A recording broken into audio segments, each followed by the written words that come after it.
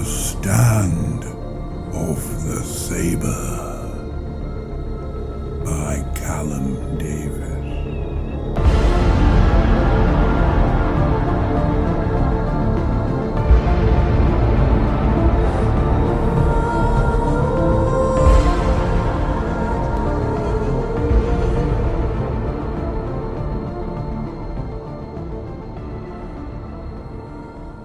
There was a blinding flash of light on the horizon when the Atalat struck the ground.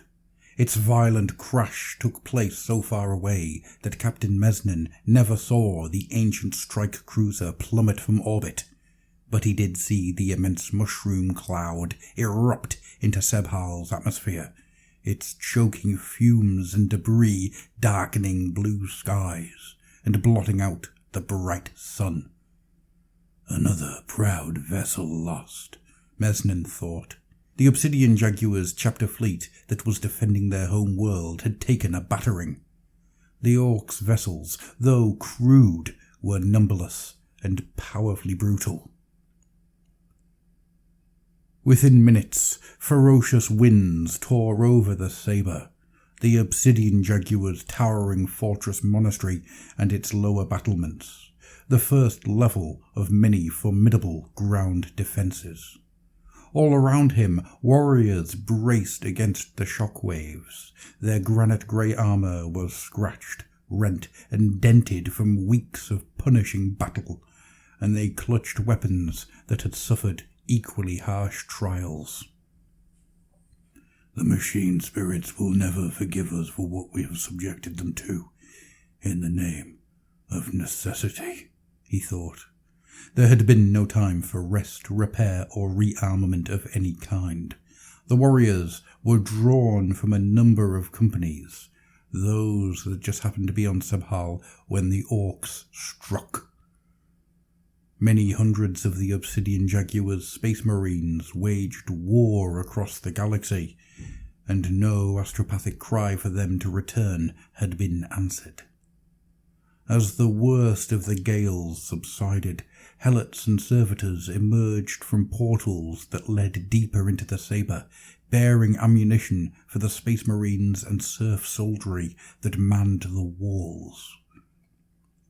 The Obsidian Jaguars' servants had suffered much more than the marines. Mesnin saw the deep rings underneath their heavily bloodshot eyes. Several bled from wounds suffered during the Orks' bombardments. Many twitched erratically, either a consequence of excessive combat stim usage or an indication that they were on the brink of insanity. Sometimes both. Their proud uniforms had been reduced to rags, and their fine leather boots had been cut down to strips bound to blackened feet by discarded rope. The servitors' mechanical components screeched with every clanking step due to a lack of oil, while sparks flashed from their damaged circuitry. "They won't last much longer," said Uetz, the apothecary's gaze wandering over the chapter's support assets. The white of his armour had long since worn away, and dry blood caked both his bare metal ceramite and the surgical tools built into his left gauntlet. "They will have to," replied Captain Kulka. "The Sabre shall not fall. The Xenos will be destroyed, but it will take every ounce of our strength and our resolve." The chaplain was a head taller than both Mesnin and Uetz. He bore a look that would accept no compromise, his jaw firmly set and his eyes narrowed. The formidable chaplain had lost his helm fighting a colossal Ork chieftain. In the same clash, he had struck the beast so hard over the head with his Crozius Arcanum that he had shattered his own weapon. Kulka now carried a chainsword, lifted from the body of a fallen battle-brother. "Come, brother chaplain," said Mesnin. "We hold still. We will hold yet. The Sabre has never—" The howls of the wind had fallen away, replaced by howls of another kind. The bestial war cries filled the air. loud enough to give the helots cause to hesitate before they were rebuked by the Obsidian Jaguars, demanding ammunition. Mesnan looked out over the plains of Carousel and into the edge of the serpentine jungle beyond. The greenskins were charging again. They flowed like the Arrowhead River during the season of downpouring, a green tide submerging the thousands of wrecked vehicles that carpeted the open plains. The Orks were within range of the whirlwinds, which were situated in the defence alcoves built into the higher battlements. The missile tanks weren't firing, however. Ammunition was too scarce to use until hits were guaranteed. Morkai's roar, the chapter's prized relic Arca strike tank, was also silent. Awakening the millennia-old vehicle was already an act of grim desperation. The thought of its potential loss was almost too much to bear. It had been a gift from the Space Wolves after the two chapters had fought side by side against the heretic Astartes on Benghil 7. What would I do but for a score of wolves to fight with us on this day? Mesnan thought. He had never seen such potent savagery, such deadly warrior skill, nor such battle fury than that of the Space Wolves. Their chapters' combined strengths could surely turn the tide, were they here. Mesnan observed the thundering hordes below. There were thousands in every charge, no number of dead enough to thin their ranks meaningfully. Perhaps not, he thought, then cursed himself for his negative thinking. The Sabre will never fall, he declared, for all the warriors to hear and to strengthen his own resolve. As if the Colossus Fortress Monastery echoed his thoughts, at last the batteries of defensive weapons opened fire, followed by the artillery tanks. Ripples of terrific explosions erupted among the charging Orks. He saw hundreds of greenskins writhing in agony as they were set alight by incendiary chemicals. Charred green parts were thrown hundreds of feet into the air by the blasts. Mesnan barely noticed when his vox clicked on. Such was the enormous volume of the defensive fire and the roars of defiance from his warriors as they watched thousands of Orks die in the apocalyptic inferno. Sabre Master, defensive weapons ammunition is down to 23%. Only 10% of incendiaries remain. 3 and 5-point defense heavy bolter and autocannon turrets are destroyed or empty. Morkai's roar has fired its last. I shall set it to slumber. I recommend we cease fire. We will need the guns again against further battlements. Do it, brother, said Mesnan. We will cast the Orks from the battlements with bolter and blade, as we have done a score of times. Hold firm, brother. This defence will be remembered in glory for the ages. The vox clicked out. The Orks had reached the effective firing range of the Space Marines and unaugmented soldiers on the walls. While the fires still raged, handfuls of Orks were breaking through, but each group was ruthlessly put down by the Obsidian Jaguars. With each passing minute, however, the numbers forcing their way through were ever greater, and the tide began to quench the flames through its sheer, suffocating mass. As Mesnan turned his bolt gun on the Orks, he felt a deep rumble beneath his feet. The grinding weight of the greenskins was such that the sabre itself was beginning to shake. Aiming soon became a pointless exercise. Every warrior and serf fired relentlessly, with the calm of one who, despite all the hardship they face, is possessed of exceptional discipline and unshakable brotherhood. None relented because they knew none around them would. The deep booms of bolt weapon fire were punctuated by the harsh crack of lasguns discharging, while spent shell casings and exhausted power cells clattered on the granite floor of the battlements. The Orks returned fire. Streaks of poorly aimed rockets shot overhead, exploding ineffectually on the Sabre's 100-metre thick walls of solid volcanic rock. Others struck the battlements themselves, cracking parts of masonry and sending flurries of shrapnel into those behind them. The Obsidian Jaguars in their power armour were largely unharmed, but it was a different matter for the serfs. Dozens screamed in agony, clutching shattered limbs. Others gurgled as blood poured from shredded necks.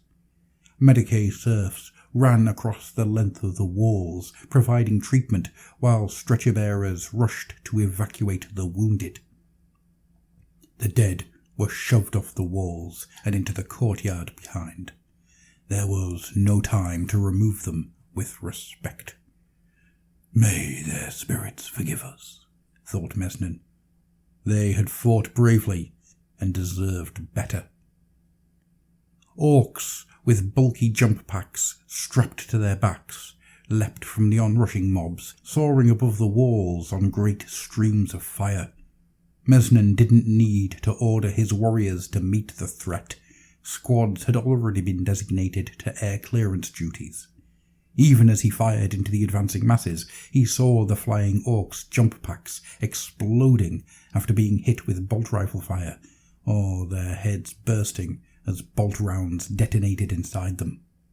Mesnin saw one heading straight for him, and the captain calculated the Ork's approximate speed and trajectory.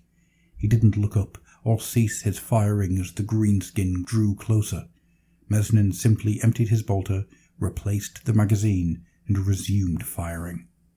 He could see the red of the brute's eyes, but didn't move or alter his stance.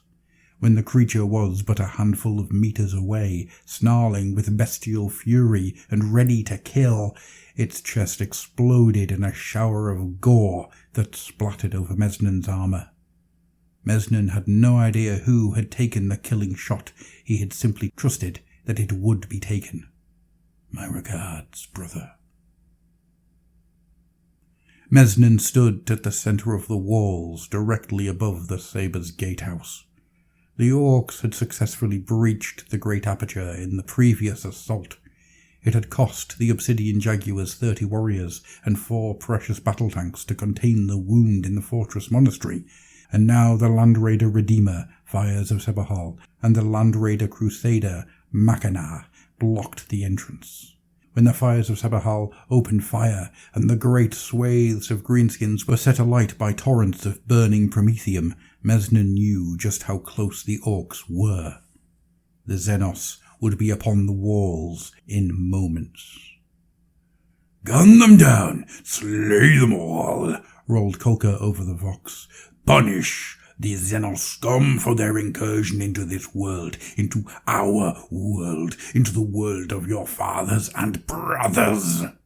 The chaplain paced the length of the walls, chainsword held aloft, his mere presence visibly stiffening serf and battle brother alike. "Brothers, the Primarch's blood runs in our veins. The Emperor's blood runs in our veins. With such power at our very core, how can we not best this foe? Show them the error of their alien ways. Show them that to face the Obsidian Jaguars means death. Give them pain, give them humiliation, give them defeat." To Mesnin's right, a broad, heavy ladder was braced against the wall. He recognized the wood it was made of, Pretoria Maxima, as it was known in High Gothic. Steel palms covered much of the land surface, and their timber was renowned for the phenomenal strength that gave the trees their name. The Orks were not only devastating the Jaguars' home world, they were turning it against the Space Marines. Anger filled him. "No Ork shall escape punishment for this atrocity," he said to himself. It was another insult to his chapter and his homeworld, after the death and destruction they had wrought. Mesnin saw 3 serfs rush to the ladder closest to him with bayonets fixed.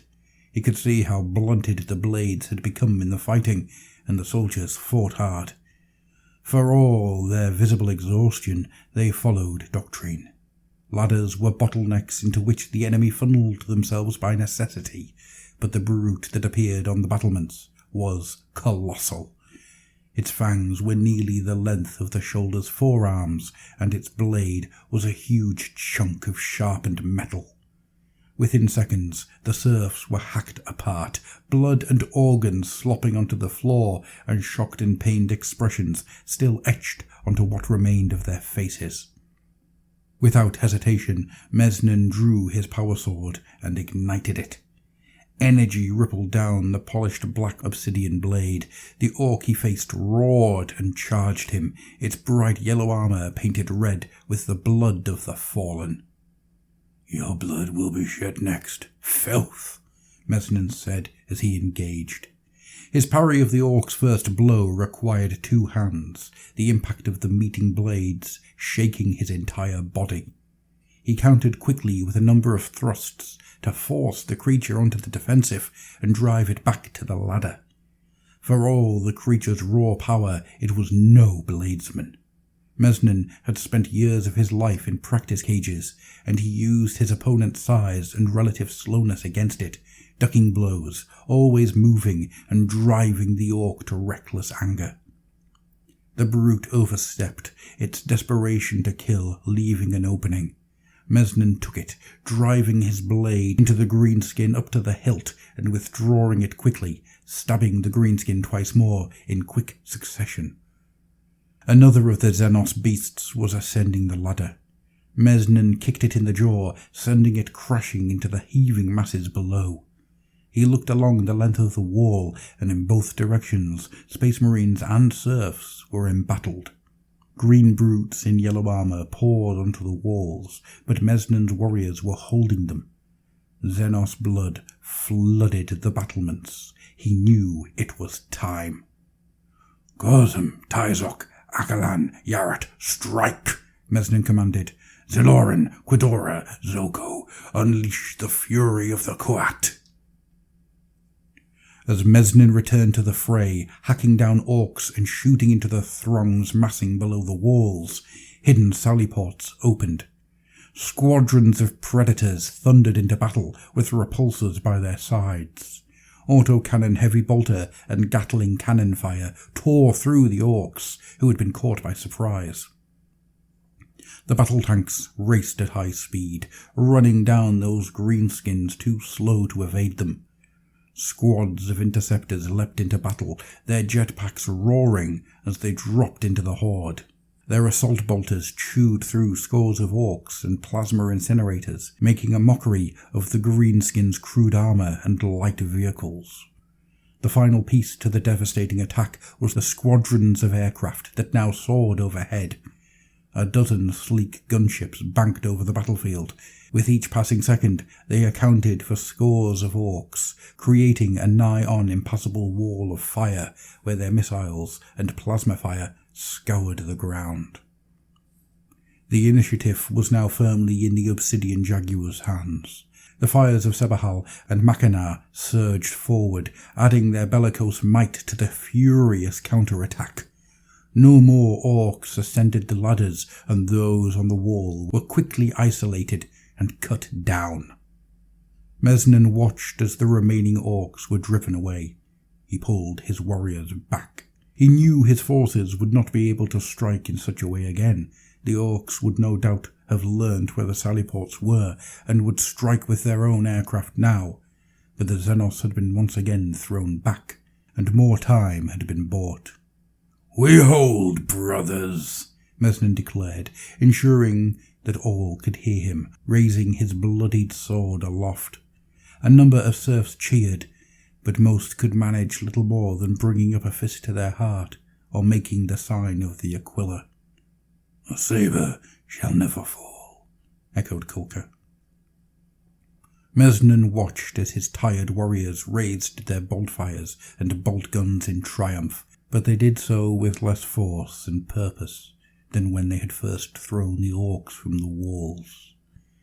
He cast an eye over the strategic disposition analyses in his autosenses, visible only to those with the highest clearance. "Emperor save us," he said. The picture of what was stacked against them had never been more stark. "We cannot hold," he thought, "not unless our brothers return, or the wolves somehow come." Thinking of his brothers saw his strength return. "We will last until the chapter returns," he said under his breath, a conviction in his voice that he himself did not truly believe.